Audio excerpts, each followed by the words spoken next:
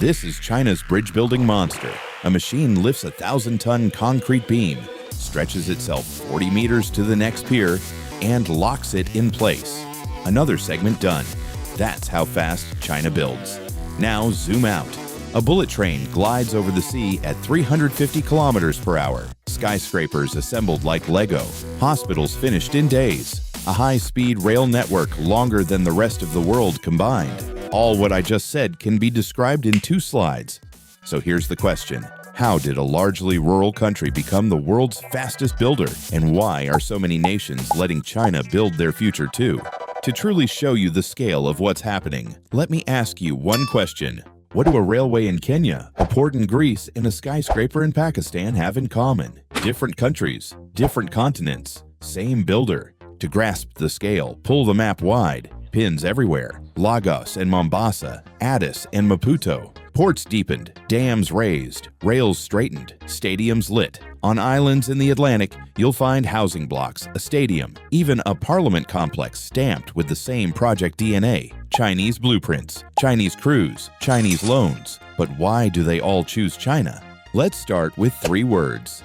Faster, cheaper, on credit. Faster. China's tunnel machines cut through rock and mountains, even under the sea. They work in places where people can barely breathe and still keep going.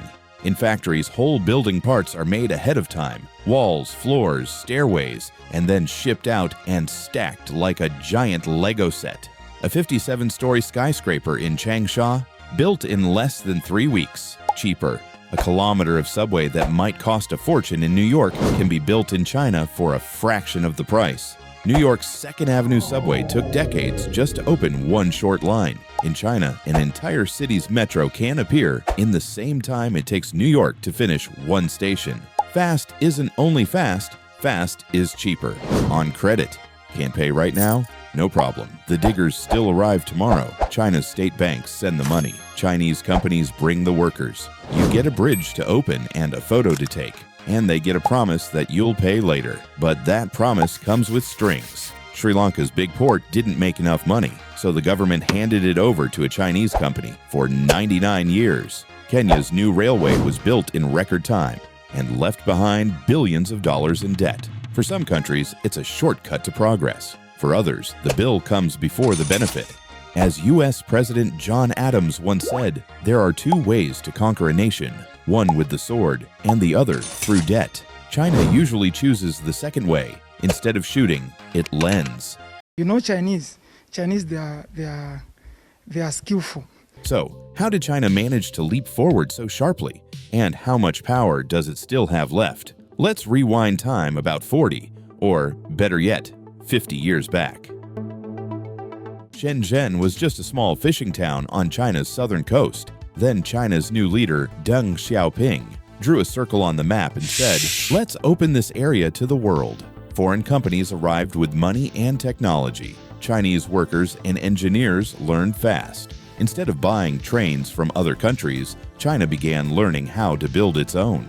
They worked with companies like Siemens and Hitachi. At first, they copied, then they improved. Soon, Chinese factories were building almost everything by themselves. And that's when the world started to change. Look around your room, your phone, your charger, your shoes, your mug. Somewhere on them, in small letters, it probably says, "Made in China." China didn't just build for itself. It started building for everyone. The Chinese government wanted to test its new power, so it began the biggest construction plan in history. Billions of dollars went into new railways, tunnels, and bridges, not just to sell tickets, but to train the country in how to build. Better steel, better machines, better organization. Everything started working together like gears in one giant machine. And when China finished building at home, the cranes turned outward. Next came a global plan called the Belt and Road Initiative. Its goal, connect Asia, Africa, and Europe with Chinese-built roads, ports, and power plants. Ports around the Indian Ocean, railways across Africa. For many leaders, the offer was hard to resist. You need a port? We'll build it fast. You need power? We'll bring it now. In other places, that same project might take 5 years just for planning. With China, construction could start in 6 months. The workers, the equipment, and the money all arrived together. Paperwork came later. But why Africa? Why Asia? Why Latin America? Because these are the places that still need the most. More roads, more power, more jobs. China offers all of it, and fast. For Beijing, it's a win-win.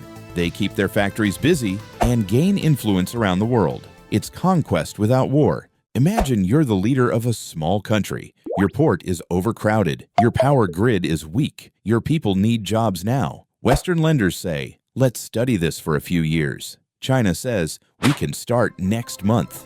The deal sounds perfect until the payments come due. China keeps building. Faster, higher, farther. Not with armies, but with steel, concrete, and credit. Every bridge, every port, every railway is another quiet move in a global game. Because power today isn't only about weapons or money.